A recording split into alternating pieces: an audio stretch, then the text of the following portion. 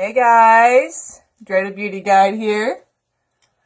Figure if you're following me and you're watching me, that just means that you're ready to embrace your inner artist and take your face out into the world and just tell everybody what you're all about and who you're going to be. So, figure I'd just pop on today and tell you about a little priming spray.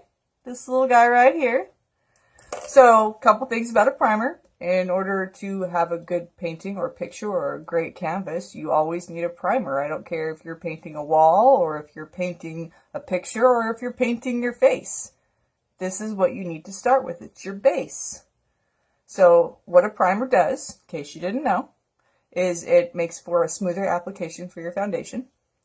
It also takes care of those pores and those lines that you get, because sometimes when you put on your concealer or your foundation, you end up getting those little divots. You'll see your pores come through, or you'll see your wrinkle lines, like I get them up here because I have a big forehead. Woo, woo, woo. But the primer makes it so that it will minimize those so you don't see them as often. Also, what a primer does, it makes it so your makeup will last longer, so it can stay on all day long. So when you're out in the middle of a work day and you're sweating or whatever, it helps it so that you have minimal touch-ups to do. And if you do have to do a touch-up, it makes it easy to do so you're not having to reapply so many times. So that's just the basis on general primer. This one, of course, does all of those things as well. So what I'm going to do is I'm going to do a half and half face kind of thing for you guys, so you guys can kind of see the difference. So, cover half my face here, and I'm going to do just one of those. And while that's drying, I'm going to go ahead and take my foundation. Ours is a wax-based foundation, but any foundation will work just fine. You can use whichever one you like. Mine just takes a little bit. I got to warm it up a little bit. So, and I'm going to do this side first while this side dries, because this side has the primer on it. So I'm going to just do a little bit on the ball there.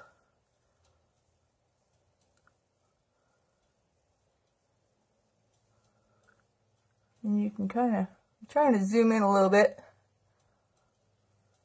You guys can kind of see what's going on.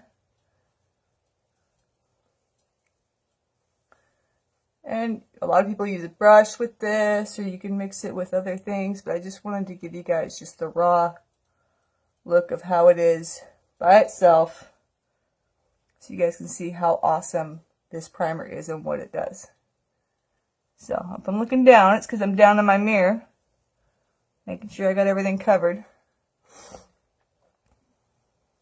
So you can kind of see, if it'll focus,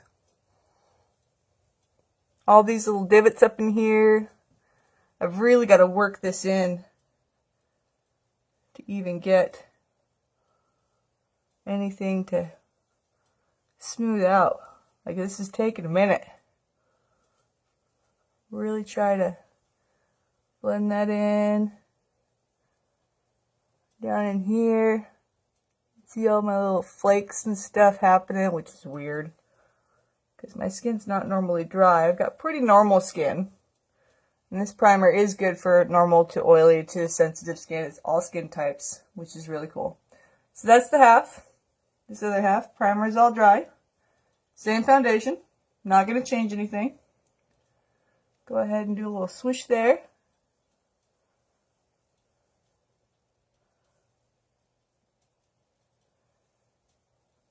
And already,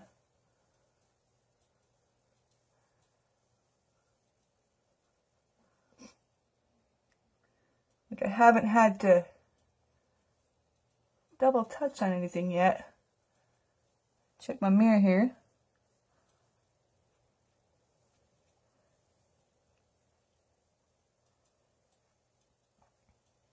Alright. So over here, if you could zoom in there, you can't really see my pores. You can kind of see, as I squint, you can see, of course, my wrinkly lines, but I'm squinting. But if I open my eye, they go away. On this side, it's not even close to the same amount of coverage. And it just doesn't sit right. It's not even like, I still have to touch up right there. Still have to touch up right here. There's no smooth application. Just the difference in the primer made this side of my face look more clean, more crisp. If I sit back for you guys to see, you can see that this side of my face is more open, it's happy, it's blended. It looks normal, it looks natural. On this side of my face, not so much, it's a little offset. And the camera doesn't do it very much justice, so you can't really see what I'm talking about, but I think that you can.